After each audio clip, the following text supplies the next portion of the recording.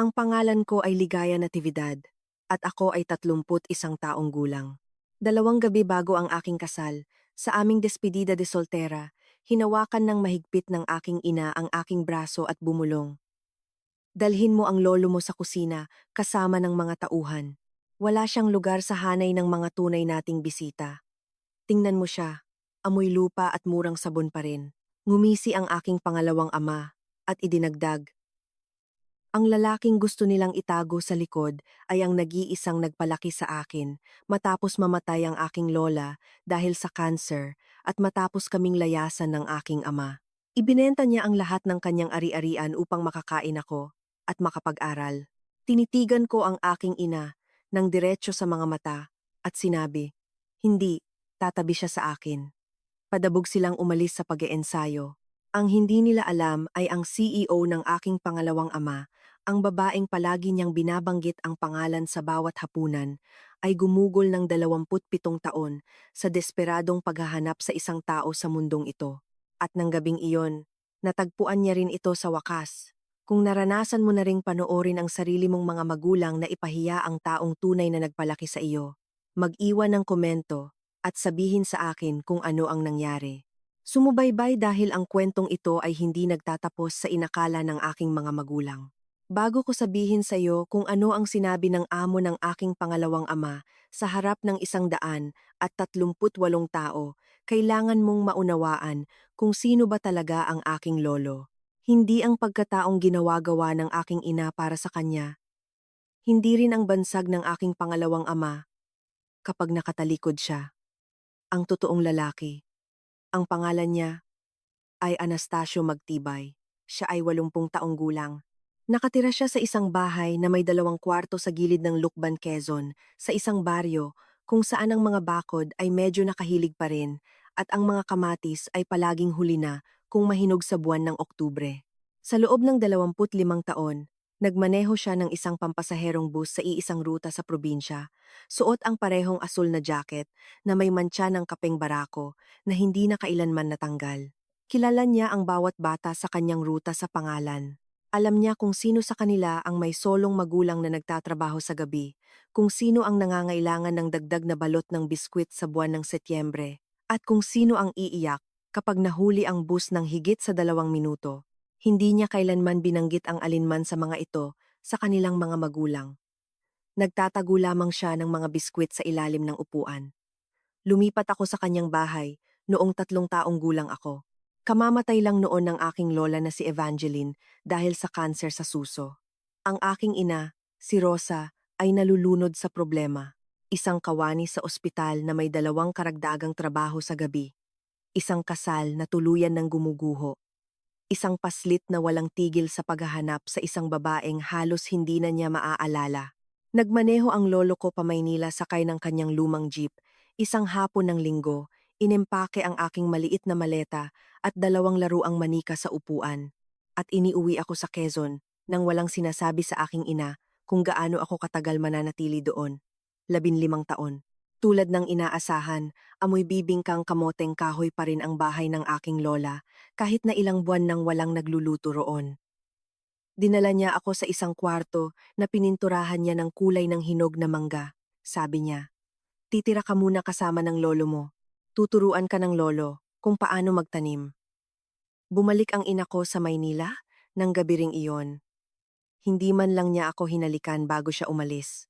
Sa loob ng 15 taon, tinuruan niya ako kung paano magbigay ng distansya sa pagtatanim ng mga kamatis upang hindi mag-agawan ang kanilang mga ugat, kung paano basahin ang schedule ng bus at kinalaunan, kung paano basahin ang medical records ng may malubhang sakit nang hindi natatakot, ang tiyak na paraan ng pagtutupi ng tuwalya kapag pag-aari ito ng isang taong may sakit at tanging malambot na bahagi lamang ang gustong dumampi sa kanilang balat. Tinuruan niya ako na ang dignidad ng isang tao ay hindi maaaring hiramin mula sa isang titulo o alisin sa pamamagitan ng pangiinsulto.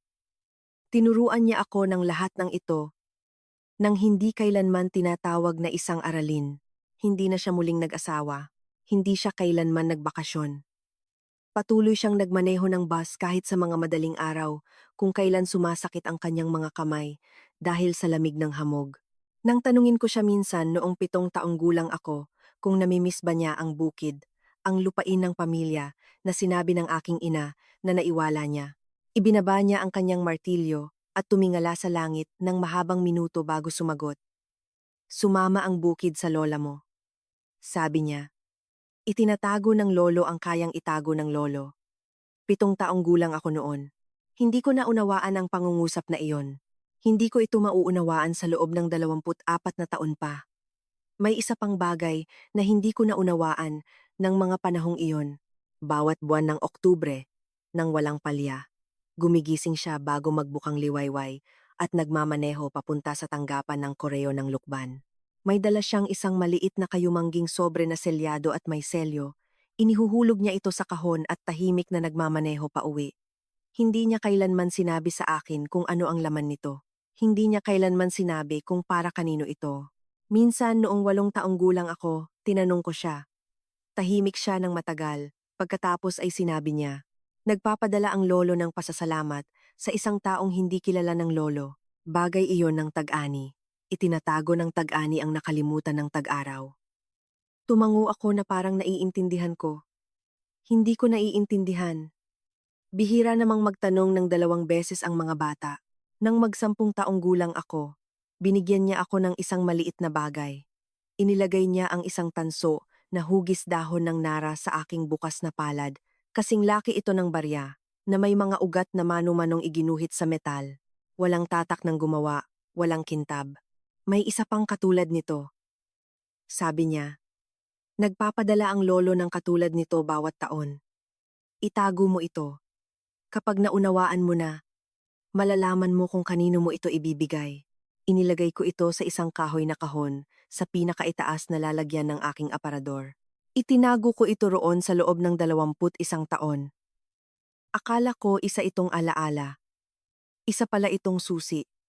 Samantala, ang aking ina ay bumubuo ng ibang uri ng buhay sa Makati. Eksaktong isang kwento lamang ang sinabi niya tungkol sa kanyang ama sa buong 27 taon ng buhay ko. Ikinuwento niya ito sa mga hapunan para sa kawanggawa sa BGC, sa mga galerya ng sining, sa mga mamahaling pagtitipon ng mga negosyante, kung saan ipinapakilala ng mga babaeng nakatsaketa ang isa't isa batay sa kanilang posisyon sa kumpanya. Ikinuwento niya ito habang nagbubuhos ng alak. Ikinuwento niya ito habang inaayos ang kanyang mga alahas. Ikinuwento niya ito sa mga estrangherong nakalimutan na niya ang mga pangalan. Ganito ang kwento. Isang mabuting lalaki ang kanyang ama. Ngunit may nasira sa pagkatao nito dahil sa pighati ng mamatay ang kanyang ina. Hindi na siya nakabangon. Naiwala niya ang sakahan ng pamilya. Hindi nakakabawi ang ilang mga lalaki. Ito ang pinagmulan ng kanyang ambisyon. Ang hiya na inakyat niya pataas ng paunti-unti. Narinig ko ang kwentong iyon ng napakadalas kaya kabisado ko na ang mga paghinto, ang eksaktong kalahating segundo kung kailan niya hihinaan ang kanyang boses para sa salitang pighati. Ang pag-angat ng kanyang baba sa linyang, hindi nakakabawi ang ilang mga lalaki. Narinig ko ito marahil 40 beses sa aking buhay. Pinaniwalaan ko ito hanggang sa mag-30 taong gulang ako. Ang pagkakamali ko ay inakala kong pinaniwalaan niya rin ito. Hindi niya ito pinaniwalaan. Pinanatili niya itong buhay dahil bumabagay ito sa uri ng babaeng pinili niyang maging. Pinakasalan niya ang aking pangalawang ama, si Roman Hidalgo. Noong 20 taong gulang ako, taong 2014 iyon. 12 taon matapos kaming layasan ng tunay kong ama para sumama sa ibang babae sa Cebu at hindi na kailanman nagpadala ng isa pang card para sa kaarawan. 58 taong gulang na ngayon si Roman. Matangkad sa paraang aakalain mong kailangan mong magbigay ng espasyo para sa kanya. Siya ay isang kasosyo at punong opisyal ng operasyon sa kumpanyang Cordillera para sa kalusugan, isang kumpanya sa Makati, na nagpapalakad ng humigit kumulang 450 bilyong piso na may 180 empleyado. May pribadong bahay si Roman sa Dasmariñas Village at isang bahay bakasyunan sa Tagaytay at isang mamahaling relong ginto na tinitingnan niya na parang paghinga ng ibang tao. 3 salita ang tumpak na naglalarawan sa kanya. Maayos, kalkulado, walang laman. Minsan lang niya nakilala ang lolo ko noong Pasko ng 2014, 4 na buwan matapos ang kasal. Kinamayan ni Roman si Lolo Tasio sa tamang bilang ng segundo at pagkatapos ay sinabi ng may tunay na init, "Tatay ni Rosa, ikinagagalak ko. Lalabas muna kami sandali ng anak kong si Enrico. Para sa isang tawag, hindi kami magtatagal." Hindi na sila bumalik hanggang sa matapos ang hapunan. Sa loob ng 11 taon, hindi kailanman nagmaneho si Roman papuntang Quezon upang bisitahin siya. Kahit minsan, hindi para sa kaarawan, hindi para sa pagbisita sa ospital, hindi para sa burol ng isang karaniwang kaibigan. Ganyan nagtatakda ng limitasyon ang isang uri ng lalaki gamit ang kalendaryo. Unang beses kong narinig ang pangalang Cora Villanueva sa parehong hapunan. 3 beses itong binanggit ni Roman. Bago ang panghimagas, siya ang tagapamahalang kasosyo ni Roman. Nasa Cordillera na siya mula pa noong 2015. Sa loob ng kotse pabalik ng Maynila, may sinabi siya na maaalala ko pagkalipas ng maraming taon. Napapansin ni Cora ang lahat. Kung gusto ka niya, bubukas ang karera mo. Kung hindi, mawawala ka. Siya ang tanging dahilan kung bakit mahalaga pa rin tayo. Sinabi niya ito habang nagmamaneho. 3 taon na akong nagtatrabaho sa PGH Cancer Institute bilang isang manggagawang panlipunan para sa cancer. Sinasamahan ko ang mga pasyente sa pinakamalalang sandali ng kanilang buhay. Pinili ko ang trabahong ito dahil may sumama sa lola ko noon at hindi ko kailanman nakalimutan kung ano ang ibig sabihin yon. Sa 3 taon ko sa ospital na iyon, hindi ko pa kailanman narinig na may nagsabi ng pangalang Cordillera sa kontekstong medikal. Marahil dapat sana, ngunit ang pananaliksik sa cancer at puhunan sa bioteknolohiya ay hindi naninirahan sa iisang mundo. At hindi ko naisipang maghanap. Pasko ng 2019. Ipinakilala ng ina ko si Lolo Tasio sa isang politiko na nililigawan niya para sa kanyang lupon sa isang organisasyong walang layuning kumita. Sabi niya, ito ang tatay ko. Dati siyang may sakahan. Nakaraang panahunan, hindi siya itinama ni Lolo Tasio. Mag-isa siyang naghugas ng pinggan sa kusina sa loob ng 45 minuto. Nang pumasok ako, nakatingin siya sa lababo at tahimik niyang sinabi, hindi ginawa ang ilang silid para sa mga matatandang tsuper ng bus. Walang masama sa kusina. Dapat may sinabi ako ng gabing iyon. Wala akong sinabi. Ang singil para sa pananahimik na iyon ay dumating makalipas ang 6 na taon. Niyaya ako ni Anton Buenaventura na magpakasal noong Marso ng 2025. Hindi siya lumuhod, hindi siya kumuha ng litratista. Ipinagmaneho niya ako papunta sa tulay ng Marcelo Fernan sa Mactan, isang tulay kung saan nagbigay ng serbisyo ang kanyang kumpanya noong nakaraang taon at naglakad kami sa gilid ng kalsada habang palubog ang araw. Sabi niya, gusto kong makasama ka sa bawat paglipas ng taon na natitira sa akin. Gusto mo rin ba iyon? Sumagot ako, oo. Binigyan niya ako ng isang singsing na ipinamana mula sa 3 henerasyon ng mga babaeng Buenaventura. Gawa ito sa manipis na ginto. Walang brilyante. May pinagdugtungan sa ibaba kung saan ipinaayos ito ng kanyang lola sa tuhod upang magkasya sa kanyang kamay na nagtatrabaho. Sabi niya, ang singsing na ito ay dumaan sa 3 henerasyon ng mga babaeng Buenaventura. Wala ni isa sa kanila ang nawalan ng trabaho. Sinasabi ko pa rin sa mga tao na iyon ang eksaktong sandali na nalaman kong pakakasalan ko siya. Tinawagan ko ang ina ko ng gabing iyon. Natahimik siya ng 4 na segundo. Pagkatapos ay sinabi niya, kailangan nating pag-usapan ang pagdarausan. Pagkalipas ng 2 linggo, sa The Peninsula Manila sa Maynila, iniabot niya sa akin ang isang sobre sa ibabaw ng mesa. Sa loob ay isang tseke na nagkakahalaga ng 4 na milyon at 500,000 piso mula sa kanyang sariling pondo at isang nakataype na papel na naglalaman ng 11 wedding suppliers na nakausap na niya bago ko pa man malaman na magpapakasal ako. Nginitian niya ako sa paraang pagngiti niya sa mga nag-aalok ng donasyon. 3 segundo ang lumipas. Ngunit dapat mong malaman na ang listahan ng mga bisita ay kailangang sumalamin kung nasaan na tayo bilang isang pamilya ngayon. Kailangang makita ng mga tao ko na ginawa ito ng tama.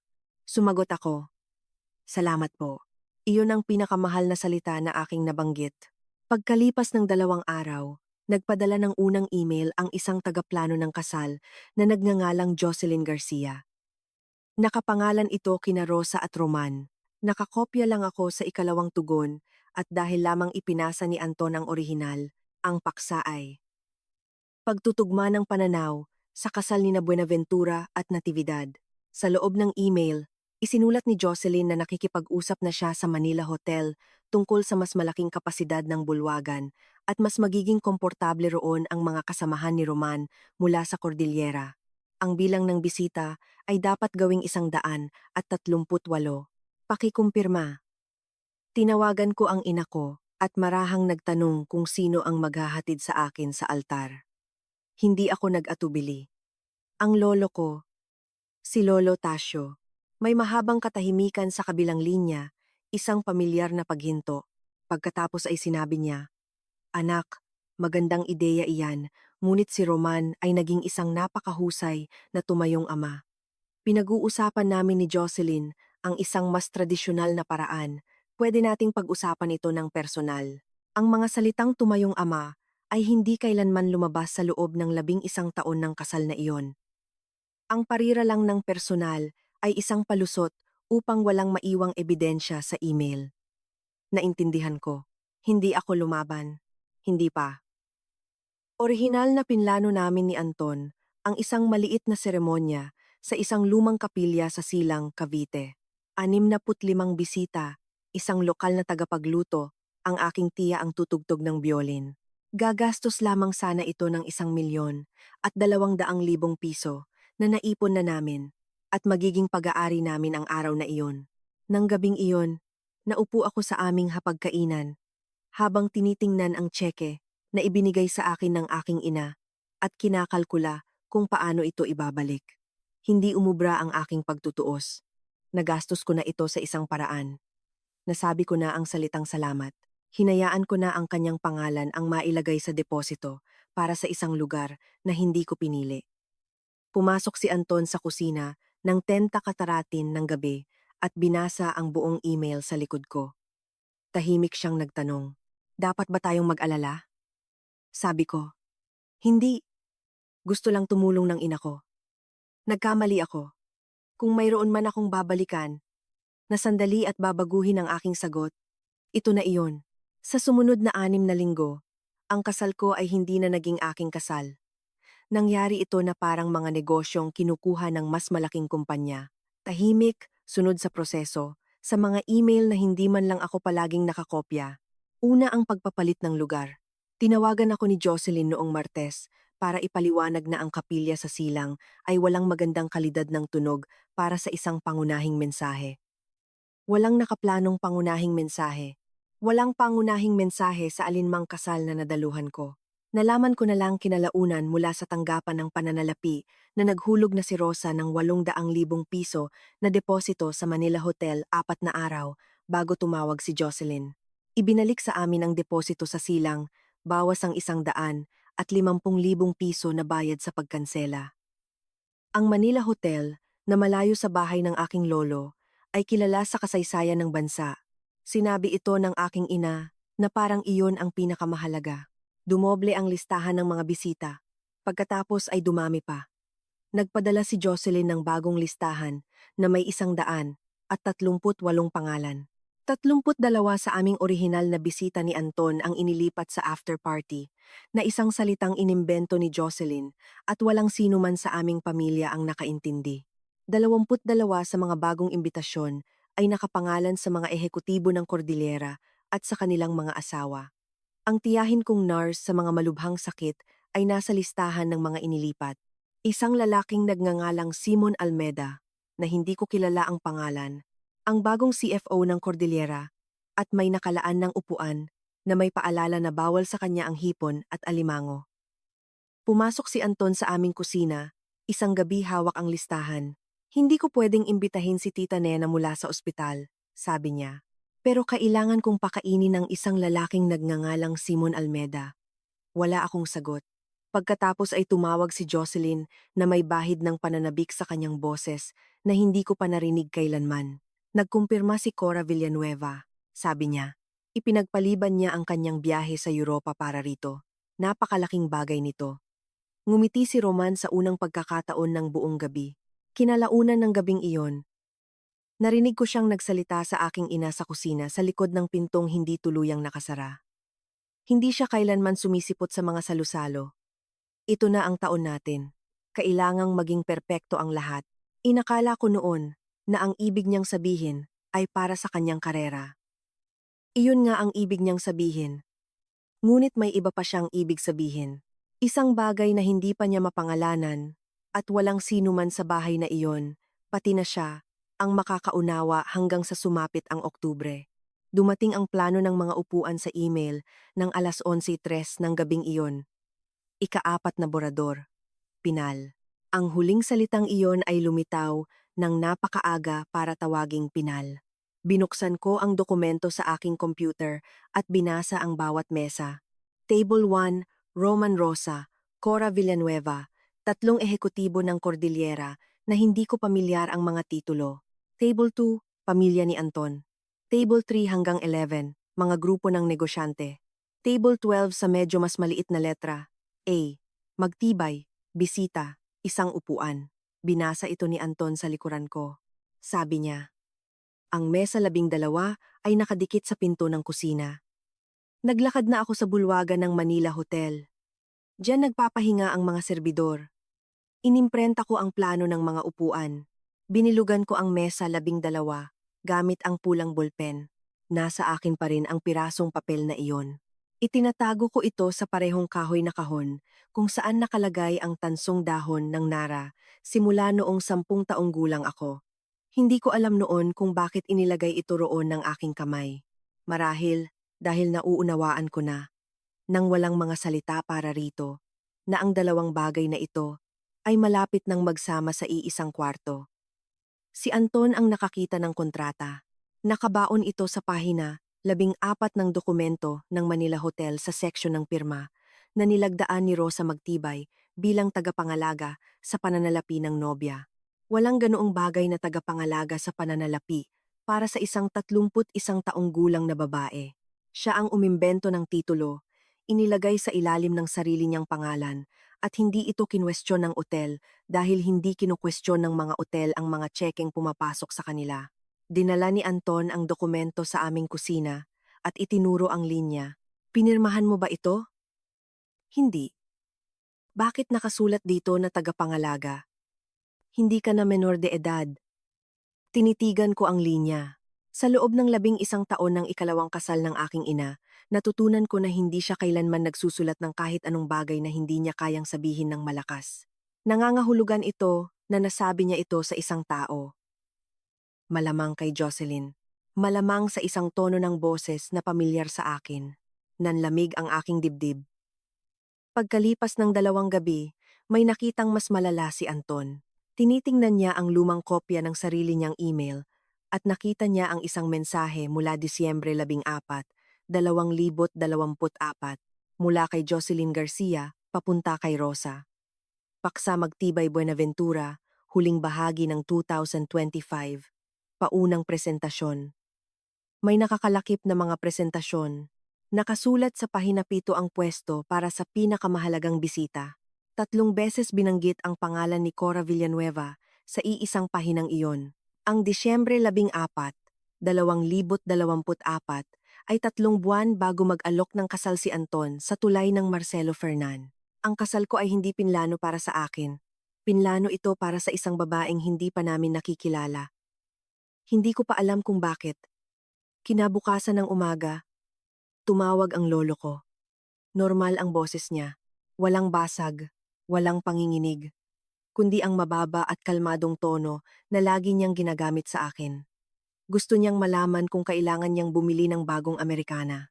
Mayroon ang lolo ng kulay abong iyon mula 1994. Sabi niya, binili iyon ng lola mo. Tumawag si Jocelyn sa lolo kahapon. Iminungkahi niyang baka gusto ng lolo na mag-arkila ng isusuot.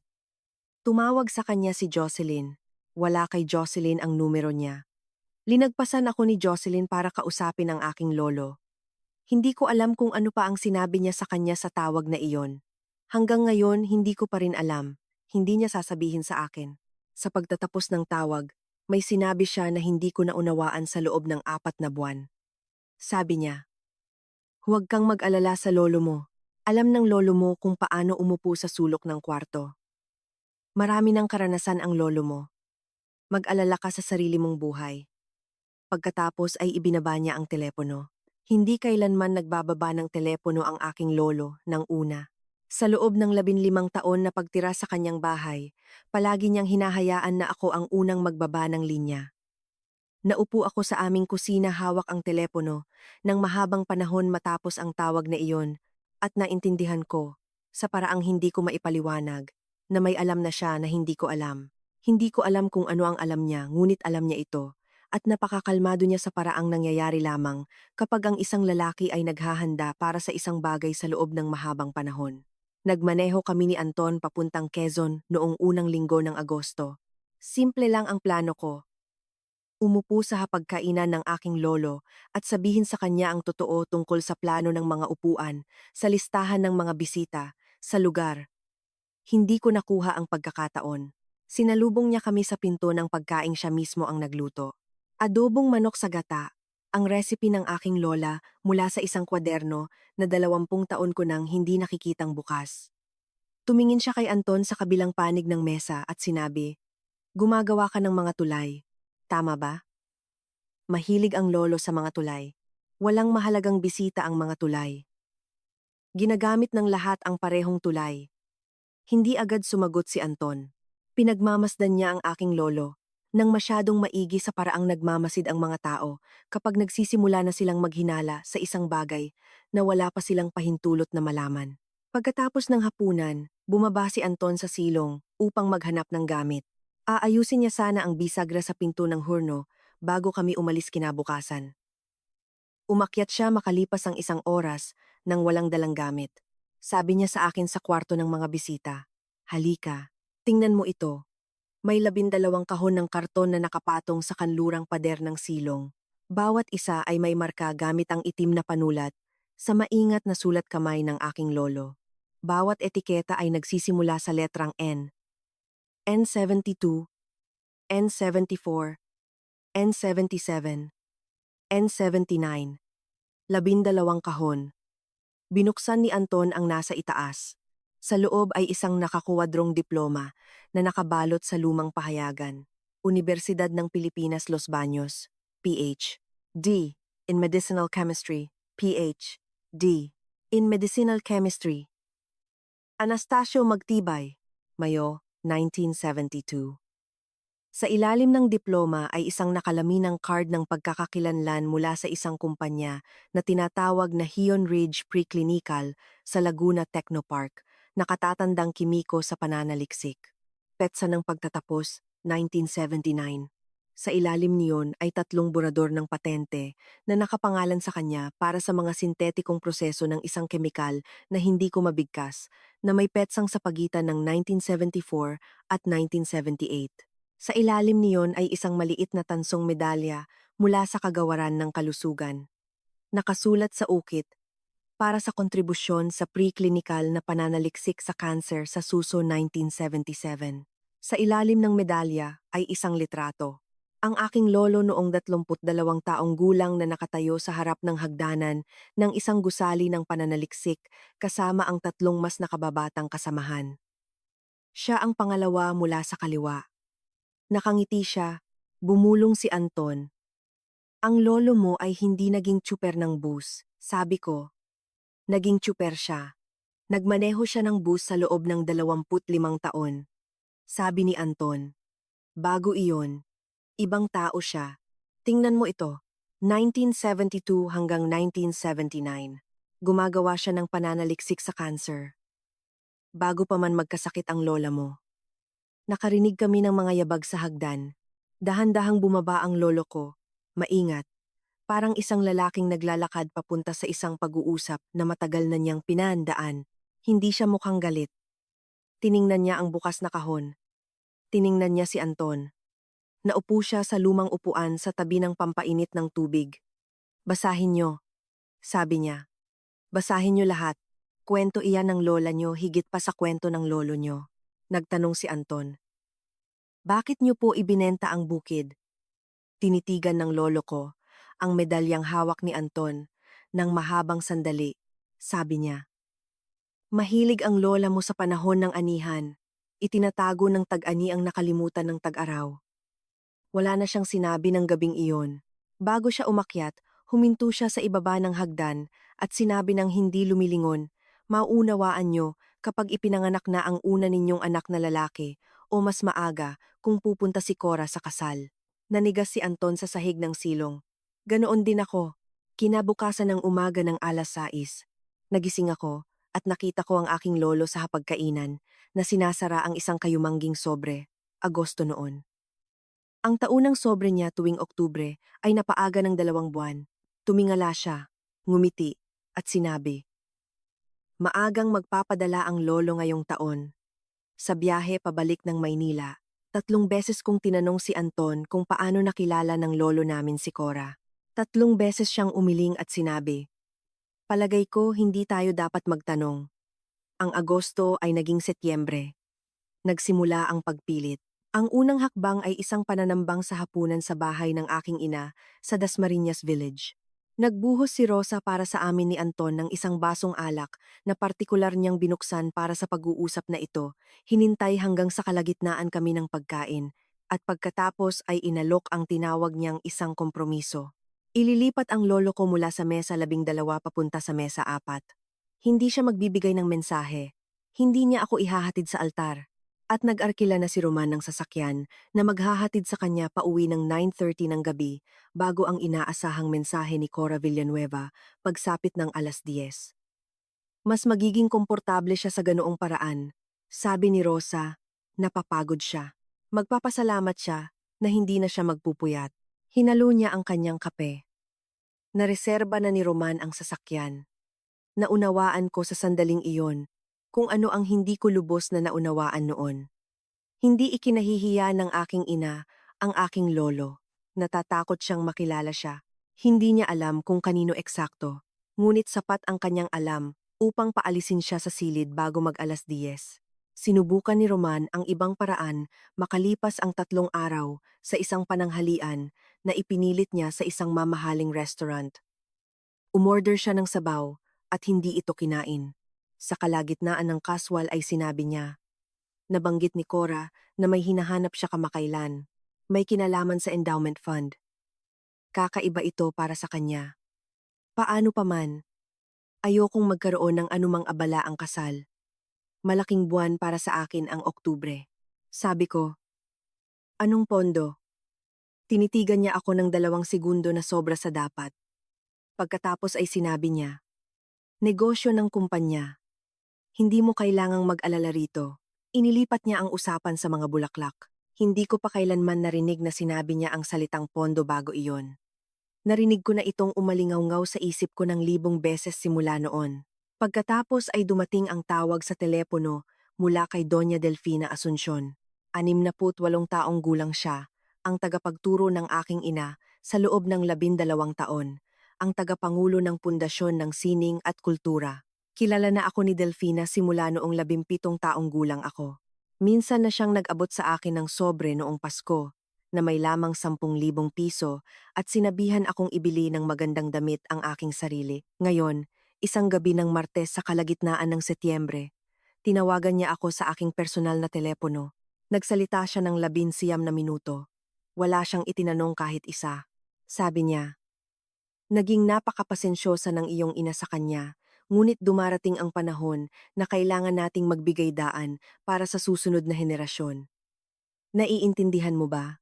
Sa susunod na buwan ang botohan ng iyong ina para sa posisyon. Sayang naman kung may makakasagabal doon. Siya ang unang nagbaba ng telepono. Nang gabing iyon ng 2:00 ng madaling araw, naupo ako sa aming kusina, hawak ang aking telepono. Muntik ko nang tawagan ang aking ina. Muntik na akong pumayag sa mesa 4. Nagising si Anton. Pumasok sa kusina nang hindi nagtatanong kung bakit gising pa ako, at umupo sa harap ko. Naglagay siya ng isang tasa ng tsaa sa harap ko. Hindi siya nagsalita ng 4 na minuto. Pagkatapos ay may sinabi siya, pakakasalan kita sa bulwagan ng lungsod kung gusto mo. Hindi ko kailangan ng kasal na ito. kailangan mo ang sarili mo. Pinatay ko ang telepono. Hindi ko tinawagan ang aking ina. Naupo ako roon at nagsimulang magbilang. Hindi ng mga bisita, hindi ng mga mesa. Binilang ko ang mga taon na ibinigay sa akin ng aking lolo. Ang bilang ay 15. Ito ang kaisa-isang bilang na kailangan ko. Kung naranasan mo nang makita ang isang miyembro ng pamilya na tahimik na binubura sa isang kaganapan na dapat sana ay para sa kanila, sumubaybay dahil ang susunod na mangyayari ay hindi ang iniisip mo. At kailangan kong samahan mo ako hanggang sa matapos ito. Miyerkules, Oktubre 1, 2025, 2 gabi bago ang aking kasal. Ang pag-eensayo sa Manila Hotel ay nakatakda ng alas 5. Susundan ng hapunang paghahanda sa pribadong silid kainan para sa 42 pinakamalapit na miyembro ng pamilya at abay sa kasal. Dumating ang aking lolo, sakay ng taxi mula Quezon. Tumanggi si Rosa na magpadala ng sasakyan, isang detalye na hindi naisip baliwalain ni Jocelyn. Naglakad siya papasok sa pangunahing bulwagan suot ang kanyang kulay abong Amerikana, ang binili ng aking lola sa isang departamento sa Avenida noong 1994 sa halagang 4,500 piso. Bahagyan niya itong ipinaayos noong 2023, kaya tama lang ang bagsak nito sa mga balikat na lumiit na sa paglipas ng mga dekada. Tumayo siya sa pasukan, nagawa sa marmol at tumingala sa kisame ng sandali. Kamumuhian sana ng lola mo ang lugar na ito, sabi niya. Gusto niya ng maliliit na kapilya. Ngunit hindi naman pumunta ang lolo rito para sa kisame. Napansin kong hinawakan niya ang bulsa sa kanyang dibdib. Hinawakan niya ito muli habang naglalakad kami papasok sa bulwagan. Hindi ko alam noon na ang tansong aspile ay nasa loob na nito. Pasimple niyang tinitingnan na hindi ito nahuhulog. Iginiya ng tagaplano na si Jocelyn ang aming grupo para sa pagkakasunod-sunod ng seremonya. Inilagay ang aking lolo sa dulo ng prosesyon. Sinabi niya ng ilang beses, para lang ngayong gabi. Tiningnan ko ang larawan ng mga mesa sa kanyang hawak na papel at nakita kong inilipat muli si Lolo Tasio sa mesa, 12 malapit sa pinto ng kusina, sa kabila ng nakasulat kong kahilingan noong nakaraang linggo para sa mesa. 4. Tahimik akong nagsalita. Humingi ako ng mesa 4. Sabi ni Jocelyn. Inayos ito ni Rosa ngayong hapon. Sabi niya maiintindihan mo rin kapag nakita mo ang daloy. Hinanap ko ang aking ina. May hawak siyang 2 baso ng alak. Nakikipagtawanan sa isang lalaking hindi ko pa nakikilala, nakatayo sa tabi ni Roman sa ilalim ng liwanag ng aranya. Doon na ito nangyari. Nakita niya akong papalapit, nagpaalam siya sa kausap. Hinawakan niya ang aking braso nang mas mahigpit kaysa sa kailangan. Sapat ang higpit para makita ko ang 4 na maliliit na marka mula sa kanyang mga kuko kinabukasan ng umaga at hinila ako sa pasilyo ng mga tauhan sa tabi ng pasukan ng kusina. Sumunod sa kanya si Roman. Nakangiti siya sa isang maliit at pribadong paraan. Na kinalaunan ay mauunawaan ko na iyon ang paraan ng pagngiti niya. Kapag iniisip niyang nananalo siya. Ibinaba ng aking ina ang kanyang boses. Hindi ito isang bulong.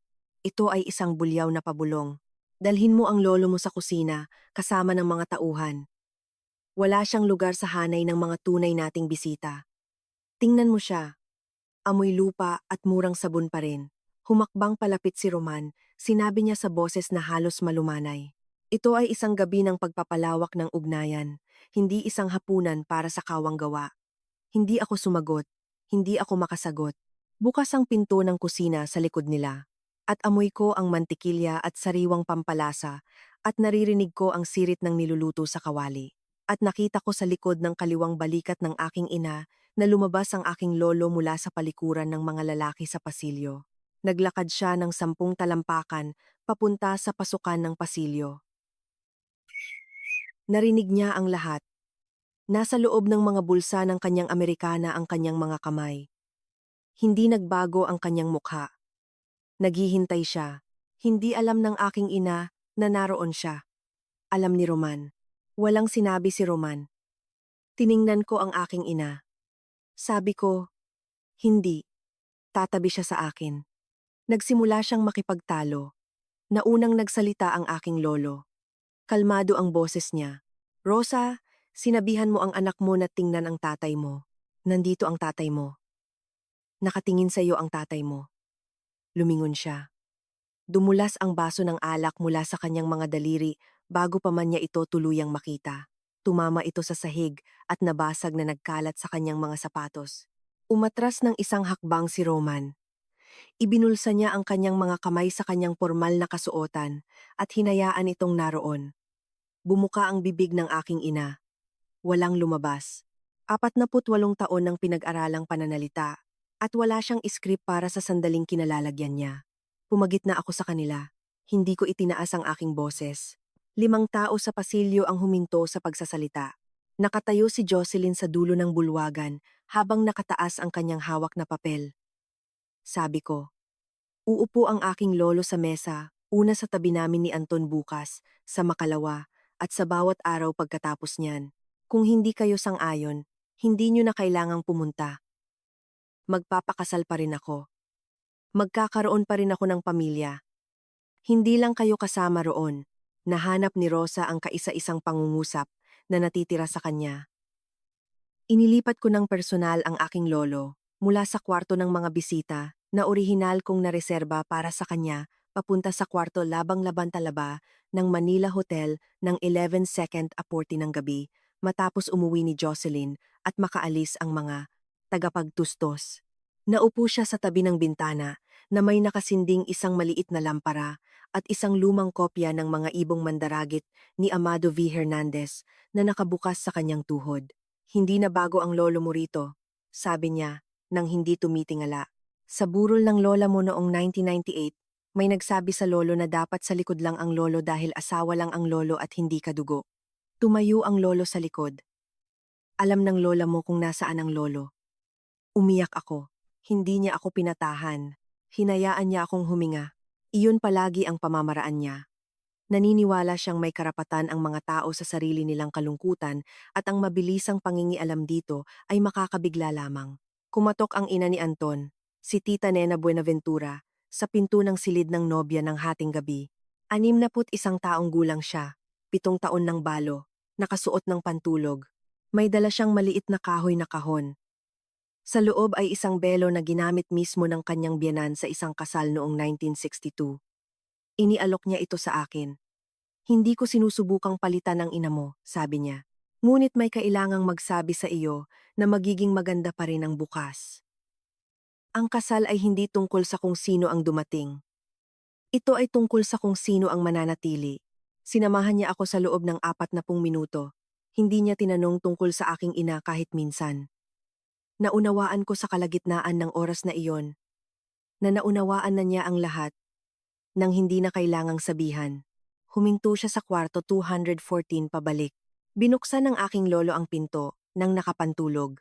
Nag-usap sila ng 20 minuto sa pasilyo.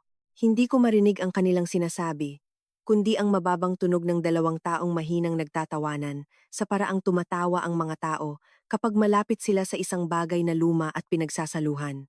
Habang naghihintay ako ng yelo mula sa room service, narinig kong sinabi ng aking lolo ang isang pangungusap. Namatay ang lola mo noong tag-ani ng 1998. Mahilig siya sa panahong iyon. Iyon ang dahilan ng lahat ng ito. Huminto si Tita Nena ng isang mahabang segundo.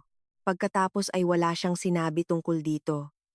Nilagpasan niya ako at marahang hinawakan ang aking balikat pabalik sa kanyang kwarto.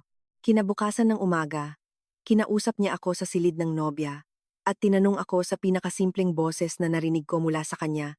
Alam mo ba kung sino ang lolo mo? Sabi ko, opo, lolo ko siya.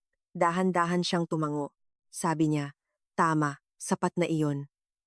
Pagsapit ng 4:12 ng madaling araw, bumangon ako sa kama. Naglakad ako ng nakayapak sa pasilyo. Kumatok ako sa kwarto. 2:14. Gising pa siya, nagbabasa pa rin. Sabi ko, gusto ko kayo sa mesa una. Gusto kong ihatid niyo ako sa altar. Gusto kong magbigay kayo ng mensahe. Tumango siya ng minsan. Minsan lang. Sapat na iyon. Bumalik ako sa aking kwarto at natulog ng 2 oras. Nagising akong nagbago na ang pananaw. Hindi ko alam na nagpasya na ang aking ina na pumunta sa kasal dahil nandoon si Cora at ang pasyang iyon ay walang kinalaman sa akin. Oktubre 3, 2025, ang araw ng aking kasal. Ang silid ng nobya ay kwarto 306. Nakakulot na ang aking buhok bago mag-10:00. Ang kapatid ni Anton na si Belen ang nakatokang mag-ayos ng mga bulaklak. Ilang-ilang, sampagita, at 3 sanga ng tuyong dahon ng nara na pinili ko sa isang palengke 2 araw na ang nakakaraan. Nakaupo si Tita Nena sa tabi ng bintana habang umiinom ng tsaa at pinagmamasdan ako sa salamin. Dahon ng nara, marahan niyang sabi, "Desisyon mo." Sinabi ng lolo ko na mahilig sa panahon ng tag-ani ang lola ko. Gusto ko siyang narito kahit paano. Ipinikit ni Tita Nena ang kanyang mga mata ng 1 segundo. Hindi niya ito idinilat sa loob ng 4. Pagkatapos ay tumango siya at tumingin sa bintana at sinabi, "Nag-aayos na ang lolo mo. Magiging kahanga-hanga siya ngayon." Sa dulo ng pasilyo sa kwarto 14 nakatayo ang aking lolo sa harap ng salamin. Naglakad si Anton sa tapat ng bukas na pinto at huminto. Pinanood niya nang hindi pumapasok. Ikinakabit ng aking lolo ang tanso na dahon ng nara sa kaliwang dibdib ng kanyang kulay abong Amerikana. Ikinabit niya ito minsan. Inayos niya ito. Tinanggal niya ito at ikinabit muli. Tinanggal niya itong muli. Pagkatapos ay huminto siya. Ipinatong niya ang kanyang mga kamay sa ibabaw ng aparador. Tiningnan niya ang sarili niyang mukha sa salamin. "Vani," mahina niyang sabi. Kinakausap niya ang aking lola na 27 taon nang patay. "Nakikita mo ako ngayon. Alam mong sinubukan ko." Hindi pumasok si Anton. Tumayo siya ng 4 na talampakan sa labas ng pintong iyon ng 5 minuto nang hindi nagsasalita.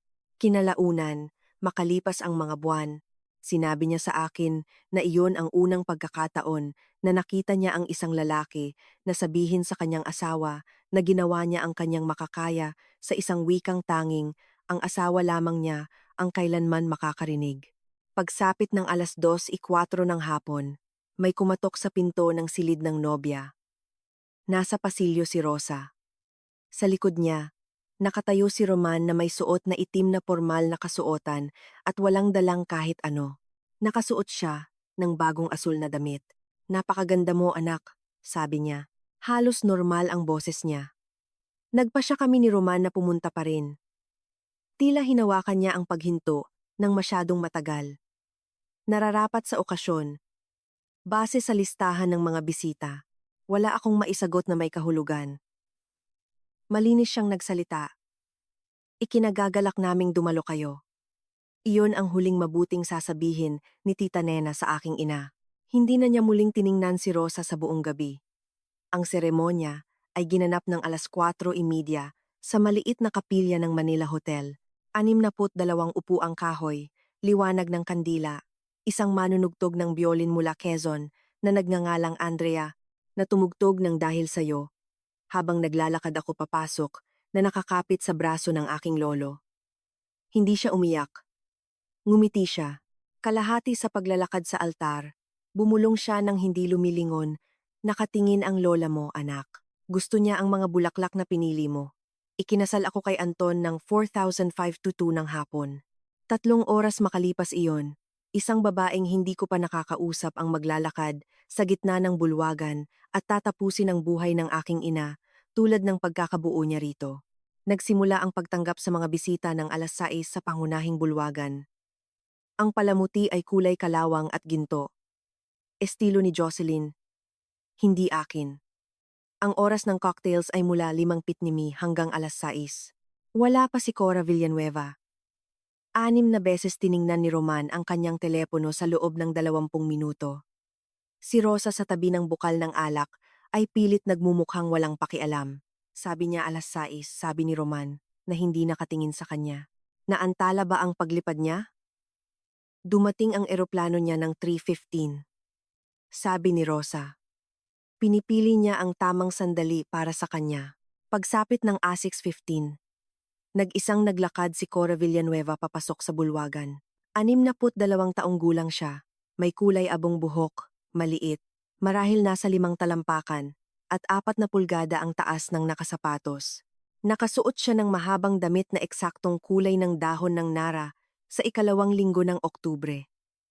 Wala siyang suot na alahas, Maliban sa isang manipis na kwintas na platino, wala siyang dalang bag. Inikot niya ang kanyang paningin sa silid, tulad ng pagtingin ng isang babae sa isang silid kapag may hinahanap siya ng napakatagal na panahon at ayaw niyang makita siyang ginagawa ito. Nilapitan siya ni Roman sa paraang tumatawid ang isang lalaki sa isang kwarto, papunta sa isang panayam sa trabaho. Cora, maraming salamat sa pagdating. Roman, sabi niya. Hindi siya nakatingin sa kanya habang nagsasalita. Maligayang bati sa iyong pamilya. Humingi siya sa tagatimpla ng inumin ng isang baso ng alak. Napaatras ng isang hakbang si Roman. Tumayo siya sa isang maliit na bilog na mesa, Mesa 8, at formal na nakipag-usap sa punong opisyal ng pananalapi ng Cordillera. Inililibot niya ang kanyang paningin sa mabagal na paggalaw. Hindi ito alam ni Roman. Ngunit ang kanyang paghahanap ay may sinusunod na huwaran. Naghahanap siya, nang hindi alam ang mukha nito, ng isang lalaki na nasa huling bahagi ng dekada 70 o 80, may gaspang ang mga kamay, malamang nakasuot ng Amerikana na mas matanda pa sa kanyang karera. Naupo kami ni Anton sa mesa una. Umupo ang lolo ko sa aking kaliwa. Mula sa kabilang panig ng bulwagan, pasimpleng tumingin si Cora sa aming mesa. Pagkatapos ay muli siyang lumingon. Hindi dumiretso ang mga mata niya sa akin. Hindi rin ito dumiretso kay Anton. Napadako ito ng napakabilis sa maliit na tanso na dahon sa kaliwang dibdib ng aking lolo. Ibinaba niya ang kanyang baso ng alak sa mantel ng mesa. Nanatili siya sa ganoong posisyon ng isang buong segundo. Pagkatapos ay nagsimula siyang maglakad. Mabagal siyang naglakad, mas mabagal pa nga kaysa sa sinumang babaeng naglalakad sa isang bulwagan suot ang damit na nagkakahalaga ng 250,000 piso ay nararapat maglakad. Naglakad siya na parang binibilang niya ang sarili niyang mga hakbang. Ang punong opisyal ng pananalapi na kausap niya ay napatigil sa kalagitnaan ng pangungusap at hindi na ito natapos. Ang mga mesang dinadaanan niya ay unti-unting nananahimik. Mesa 6, nanahimik. Mesa 5, nanahimik. Mesa 4, nanahimik. Nilagpasan niya ang mesa 4 nang hindi bumabagal. Sa mesa 3, tumayo si Rosa mula sa kanyang upuan, nakatagilid ang baso ng alak sa kanyang mga daliri. Sinambit niya ang pangalan ni Cora. Mahina, hindi sigurado, umaasa. Sa paraang sinasabi ng isang punong abala ang pangalan ng pinakamahalagang bisita na sa wakas ay dumating na. Hindi huminto si Cora. Mabilis na lumitaw si Roman sa gilid ng daanan sa pagitan ng mga mesa.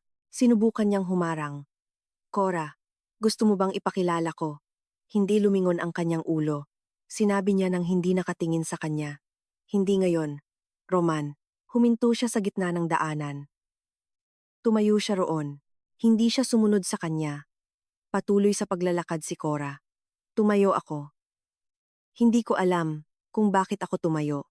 Naunawaan ko mula sa kaibuturan ng aking katawan na isang makapangyarihang babae ang tumatawid sa isang silid palapit sa aking lolo at ginugol niya ang buong araw sa paghahanda para rito at anumang susunod ay hindi isang insulto. Ngunit hindi pa ako kumbinsido kaya ang aking reaksyon ay protektahan pa rin siya. Nasa pinakamalalim na alaala pa rin ako ng aking buhay. Ang batang musmos sa kusina ng aking lolo na natututong protektahan ang isang matanda mula sa isang silid kung saan sinabihan siyang hindi siya nabibilang. Marahan niyang hinawakan ang aking balikat. Tahimik siyang nagsalita na ako lang ang nakakarinig. Upo ka lang, anak. Nandito siya hindi para gawin iyon. Nandito siya para magpasalamat. Naupo ako. Huminto si Cora, 3 talampakan sa harap niya. Tiningnan muna niya ang aspile sa kanyang dibdib. Pagkatapos ay tiningnan niya ang kanyang mukha. Hindi siya kumurap. Tila hindi siya huminga sa loob ng 4 na buong segundo. Pinanatili niya ang tindig na iyon. Hindi nagsalita ang aking lolo. Pinahintulutan niya ang kanyang 4 na segundo. 80 taon na niyang ibinibigay sa mga tao ang kanilang 4 na segundo. Sa isang bahagi ng kwarto, huminto sa pagtugtog ang manunugtog ng biolin. Walang nagsabi sa kanya na huminto. Ang boses ni Cora nang magsalita siya ay mababa at paos sa paraang nagpapahiwatig na dinala niya ang pangungusap na iyon sa loob ng isang dekada at hindi pa niya ito nasabi ng malakas sa taong nagmamay-ari nito. 4 na salita ang sinabi niya. Ikaw ang tag-ani. Hindi sumagot ang aking lolo. Tumango siya ng minsan. Maliit lang iyon. Halos hindi nakikita.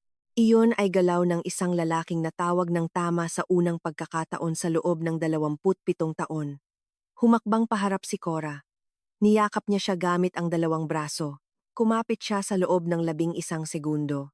Hindi iyon yakap ng isang kasamahan sa trabaho o kliyente o punong abala. Ito ay yakap ng isang babae na gumugol ng 1 dekada sa pagdadalamhati sa isang utang na hindi niya mabayaran at hindi inaasahang nakilala ang lalaking gusto niyang pasalamatan sa burol ng kanyang asawa. Niyakap niya siya sa paraang niyayakap ng isang anak na babae ang isang ama na hindi niya maabot-abot. Sa likuran ko, narinig ko ang tunog ng isang basong nabasag sa sahig. Hindi ko kailangang lumingon para malaman na kay Rosa iyon. Walang kumilos upang pulutin ito. Umatras si Cora. Tahimik ang silid. Lumingon siya ng bahagya upang isama ang pinakamalapit na mga mesa, ngunit hindi niya itinaas ang kanyang boses. Hindi niya kailangan. Para sa inyo na hindi nakakaalam, sabi niya, habang hawak pa rin ng maluwag ang kamay ng aking lolo. Ito si Dr. Anastasio Magtibay. Noong 1998, nagtatag siya ng isang pondong kaloob sa PGH Cancer Institute nang hindi nagpapakilala. Tinatawag itong pondong tag-ani. Sa loob ng 27 taon, ang pondong iyon ay nagbigay ng panustos sa 12 pangunahing mananaliksik na ang gawa ay naglabas ng 3 aprobadong lunas. Isa sa mga lunas na iyon ang nagbigay sa akin ng karagdagang 4 na taon kasama ang yumao kong asawa, si Elias. 1 dekada ko na siyang sinusubukang pasalamatan. At gusto ko siyang pasalamatan ngayon, sabi niya, sa harap ng mga taong nag-akalang hindi siya karapat-dapat sa tamang upuan. Sa mesa 3, tuwid na tuwid ang likod ng aking ina at pagkatapos ay tuluyang nanigas. Hindi siya tumayo. Hindi siya makatayo. Nakaupo siya habang ang baso ng alak ay nasa kanyang paanan. Ang likido nito ay unti-unting kumakalat sa karpet. At sinabi niya ang isang pangungusap sa kanyang sarili na tanging si Delfina Asuncion na nakaupo sa tabi niya, ang sapat na malapit para marinig. Ibinenta niya. Hindi niya ito naiwala. Ipinamigay niya. Tumayo si Delfina.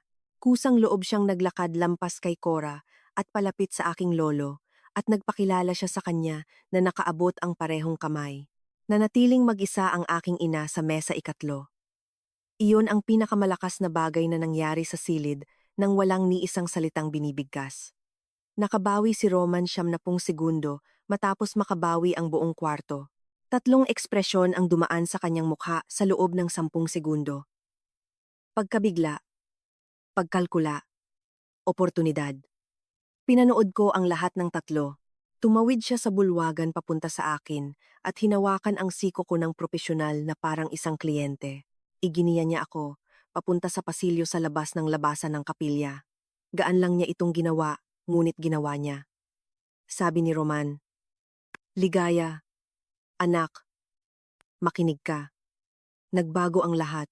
Ikaw ang taong pinagkakatiwalaan niya. Kung kaswal mo siyang mahihikayat na ilipat ang pondong tag-ani o magtayo ng 2 pondo sa ilalim ng pondo para sa pediatrika ng Cordillera, bubukas ang pwesto ko bilang managing director bukas. Pabor ito sa lahat. Pwede mong ipangalan ang isang gawad-aral sa lola mo? Parang awa mo na. Isang 5 minutong pag-uusap lang ito sa kanya. Hindi niya binanggit ang ina ko kahit minsan. Nasa sahig pa rin siya ng bulwagan sa tabi ng nabasag na baso. At hindi niya siya binanggit, hindi para magtanong kung ayos lang siya, hindi para ipaliwanag ang pag-upo niya roon. Kahit minsan. Tiningnan ko siya, wala akong naramdamang galit, malinaw at napakalinaw na nagising ako sa unang pagkakataon sa loob ng 10 taon. Sabi ko, kapanunood mo lang sa isang babae na pinasalamatan ang lolo ko sa pagliligtas sa asawa niya at ang inisip mo ay ang promosyon mo. Ibunuka niya ang kanyang bibig. Sabi ko, hindi, iyan na ang sagot mo. Hawak mo na. Bumalik ka na sa mesa mo. Tumayo siya roon ng marahil 20 segundo. Pagkatapos ay naglakad siya pabalik sa bulwagan. Hindi siya umupo sa tabi ng aking ina. Umupo siya sa mesa 4. Hindi na niya muling tiningnan ang aking ina sa buong gabi. Iyon ang sandaling nagtapos ang kanilang kasal. Hindi sa papel. Walang sino man sa kanila ang maghahain ng pagpapawalang bisa. Ngunit anuman ang ginawa nila sa kanilang buhay na magkasama sa loob ng 11 taon, ang lohika nito, ang kanilang pribadong pera, ay nagtapos sa sandaling pinili niya ang mesa apat. Bumalik ako sa bulwagan. Hindi ako pumunta sa aking ina. Pumunta ako sa maliit na pwesto ng tagapagpatugtog at tahimik kong sinabi sa kanya na ang bahaging may nakasulat na sayaw ng mag-ama ay iaanunsyong muli. Tumango siya. Hindi siya nagtanong kung bakit. Inanunsyo niya nang dumating ang sandali na ito ay magiging sayaw ng maglolo. Tumayo ang aking lolo mula sa mesa una. Naglakad siya papunta sa gitna nang hindi nagmamadali. Inilahad niya sa akin ang kanyang kamay na may kasamang maliit na pormal na pagyuko ng kanyang ulo. Ang manunugtog ng biolin na si Andrea, na kahit paano ay naunawaan ang buong gabi nang walang sinasabing anumang detalye, ay nagsimulang tumugtog ng instrumental ng Dahil Sa'yo. Sumayaw kami sa buong kanta. Sa kalagitnaan ay bumulong ako. Patawad po dahil nanahimik ako ng napakaraming taon. Hindi siya namali ng hakbang. Sabi niya, hindi ka nanahimik anak. Nakikinig ka. Magkaibang bagay iyon. Ngayong gabi ay nagsalita ka. Sapat na iyon. Sa kabilang panig ng bulwagan, lumingon si Cora Villanueva sa isang ehekutibo ng Cordillera sa Mesa 8 at may sinabi rito na hindi ko marinig. Ano man ang sinabi niya, tahimik itong nagsimulang umiyak. Sa pagtatapos ng sayaw, hindi umupo ang aking lolo. Tumayo siya sa gilid ng sayawan. Bahagyang itinaas niya ang isang kamay paharap sa mga tao. Nanahimik ang kwarto para sa kanya. Hindi siya humingi ng mikropono. Hindi siya gumamit ng mikropono. Sabi niya, ang asawa kong si Vanny ay nagkaroon ng 14 na buwan sa pagtatapos ng kanyang buhay na hindi pag-aari niya. Pag-aari ito ng isang estranghero na nagbayad para sa agham na hindi namin alam ang pangalan. Ginugol ko ang bawat taon simula noon upang subukang bayaran ang utang na iyon sa kaisa-isang paraang alam ko. Kung gusto ninyong parangalan ang aking asawa ngayong gabi, huwag ninyong parangalan ang kanyang asawa. Parangalan ninyo ang mga babaeng hindi ninyo kilala.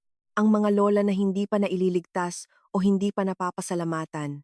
Itinatago ng tag-ani ang nakalimutan ng tag-araw. Mas alam iyon ng aking asawa kaysa sa akin. Maraming salamat. 6 na mesa ang tumayo para pumalakpak. Naunang tumayo si Tita Nena. Sumunod si Cora. Pinisil ni Anton ang aking kamay nang sapat ang higpit upang mag-iwan ng marka. Hindi tumayo ang aking ina. Hindi niya iniangat ang kanyang ulo mula sa mantsa ng alak. Naglakad pabalik sa mesa una ang aking lolo. Huminto siya sa harap ko. Tinanggal niya ang tansong dahon ng nara mula sa kanyang dibdib. Inilahad niya ito sa kanyang bukas na palad. Itago mo ito, sabi niya. Gugustuhin ng lola mo na ikaw ang susunod. Hindi para bayaran ang sinuman, kundi para alalahanin kung ano ang itinatago ng tag-ani. Hinayaan ko siyang ikabit ito malapit sa aking puso sa ibabaw ng aking damit. Hindi ko na ito hinubad simula noon. Malapit nang matapos ang gabi, huminto si Cora sa tabi ng upuan ng aking lolo. Naglagay siya ng isang maliit na puting card sa mesa, sa tabi niya. Sa likod, sa sarili nitong sulat kamay, ay isang numero ng telepono. Sabi niya, may upuan para sa tagapayo sa Cordillera. Hindi kailangan ng kurbata. Hindi kailangan ng mga pagpupulong. Magbasa ng 3 o 4 na panukala sa isang taon kung gusto mo. Hindi kailangang ilahad sa publiko ang pangalan mo. Pag-isipan mo. Sa anumang pag-ani. Inilagay niya ang card sa loob ng bulsa ng kanyang kulay abong Amerikana mula 1994. Hindi siya sumagot ng oo. Hindi siya sumagot ng hindi. Iyon ang parehong sagot na ibinigay niya sa bawat mahahalagang tanong ng kanyang buhay. Maghihintay siya hanggang sa maging tama ang panahon. Kung ang kwentong ito ay umabot sa isang bahagi ng pagkatao mo, ang lolo o lola na nagpalaki sa iyo, ang magulang na hindi sila makita, ang tahimik na tao na pinag-aaralan mo pa ring protektahan, mag-iwan ng puso sa mga komento sa ibaba. Iyon lang, isang puso lang. Ang 3 linggo matapos ang kasal ay pawang tahimik. Bumalik kami ni Anton sa aming inuupahang bahay sa Maynila. tumawag ang ina ko ng 11 beses sa loob ng 21 araw. Sa ika-22 araw, noong Oktubre 22, isang pampublikong pahayag ang lumabas sa pahina sa internet ng Cordillera Health Corp. Ang pamagat ay 3 linya ang haba. Si Dr. Anastasio Magtibay, ang matagal nang hindi nagpapakilalang nag-alay ng pondong tag-ani ng PGH Cancer Institute, ay sumang-ayon na maglingkod bilang nakatatandang tagapayo sa lupon. Hindi kinuhanan ng pahayag si Roman Hidalgo sa pampublikong pahayag. Hindi siya pinasalamatan sa pampublikong pahayag. Hindi lumabas ang pangalan niya sa pampublikong pahayag. Binasa ito ni Anton sa likuran ko. Sabi niya, hindi na siya nagtatago. Sabi ko, hindi siya kailanman nagtago dahil sa hiya. Nagtago siya dahil iyon ang gusto ng lola ko. Ngayong naparangalan na siya sa publiko, hindi na niya kailangang magtago pa. Noong Nobyembre, napunta ang posisyon ng tagapamahalang direktor sa Cordillera sa ibang kasosyo. Isang babae na nagngangalang Patricia Elizalde, na nasa panig ng mga negosasyon sa loob ng 14 na taon.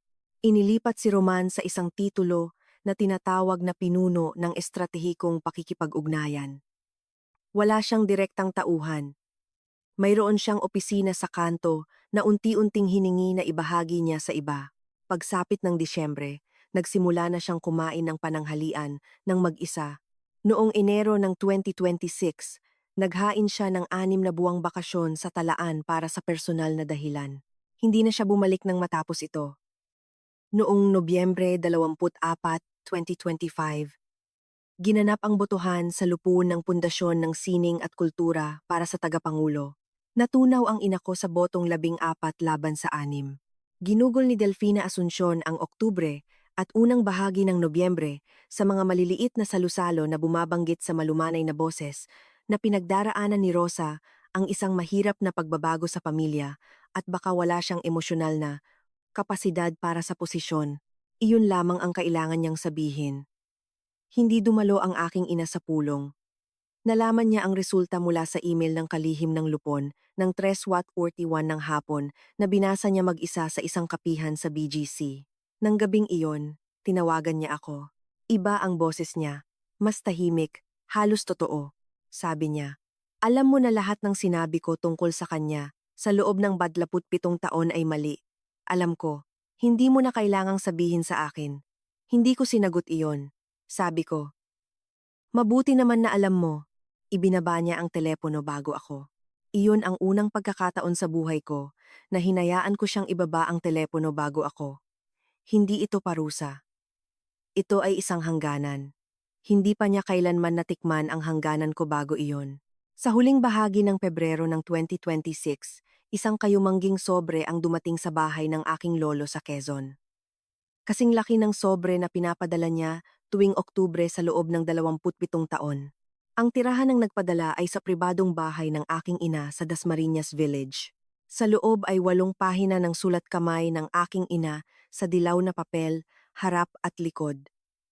Hindi ito paghingi ng tawad. Hindi kailanman nakapagsulat ng paghingi ng tawad ang aking ina. Sumulat siya ng mas mabuti at mas mahirap. Isinulat niya sa 8 pahina ang buong kasaysayan ng kung paano niya ginugol ang kanyang buhay sa pagtakbo palayo sa kanya at kung paano niya ginugol ito sa pagiging kabaligtaran ng lahat ng kanyang pagkatao. Nilagdaan niya itong Rosie. Ito ang palayaw noong pagkabata na ibinigay sa kanya ng aking lola noong 3 taong gulang siya. Hindi niya ito ginamit sa loob ng 40 taon. Nandoon ako nang matanggap niya ito noong huling bahagi ng Marso. Nasa kusina siya. Hinawakan niya ang sobre gamit ang 2 kamay ng mahabang sandali. Pagkatapos ay inilapag niya ito sa mesang kahoy nang hindi nabubuksan. Tiningnan niya ako nang walang anumang bakas ng pag-aalala sa kanyang mga mata. Sabi niya, babasahin ito ng lolo kapag handa na ang lolo. Baka sa susunod na linggo. Baka sa susunod na tag-ani. Baka hindi kailanman. Ayos lang anak. Hindi lahat ng liham ay kailangang sagutin para maging mahalagang isulat. Inabot niya sa akin ang sobre. Sinasabi niya sa akin nang hindi binibigkas na pwede ko itong basahin kung gusto ko. Hindi ko ito binasa. Hindi ito akin.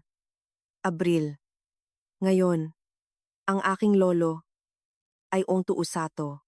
Ang mga kamatis na itinanim niya ay namumulaklak na. Kamatis na Tagalog, ang uring gusto ng aking lola. Nagmaneho kami ni Anton papuntang Quezon noong nakaraang linggo. Lumuhod ako sa lupa sa tabi ng aking lolo habang inaayos niya ang mga punla. Ang tanso na dahon ng nara ay nasa harap ng aking blusa sa ibabaw ng aking puso kung saan ko ito isinusuot araw-araw simula noong Oktubre. Magugustuhan ng lola mo ang taon na ito, sabi niya, nang hindi tumitingala. Ibinabaon niya ang isang buto sa lupa. Magandang lupa, magandang buto. Naririnig mo? Itinatago ng tag-ani ang nakalimutan ng tag-araw. Tinuruan ng lola ko ang lolo ko niyan. Tinuruan ako ng lolo ko. Naiintindihan ko na ngayon kung ano ang ibig sabihin nito. Hindi lahat ng pangako ay kailangang tuparin. Tanging ang mga nararapat alalahanin lamang. Ang lolo ko ay 18-1. Naghihintay pa rin siya ng mga liham mula sa mga taong nakalimot. Nagtatanim pa rin siya ng mga kamatis. Mas kaunti pa rin siyang magsalita kaysa sa karamihan ng mga lalaki. Iyon ang isa sa mga paraan kung paano magmahal ang isang lalaki. Sa pananatili kahit walang nakakaalala kung bakit siya karapat-dapat doon. Kung mayroon mang tao sa buhay mo na katulad ng aking lolo, ang tahimik na tao na nagligtas sa iyo at hindi kailanman humiling na mapansin, tawagan mo sila bukas. Huwag mong sabihin kung tungkol saan ang kwentong ito. Tumawag ka lang. Iyon lang ang tanging pagtatapos na nararapat sa kwentong ito.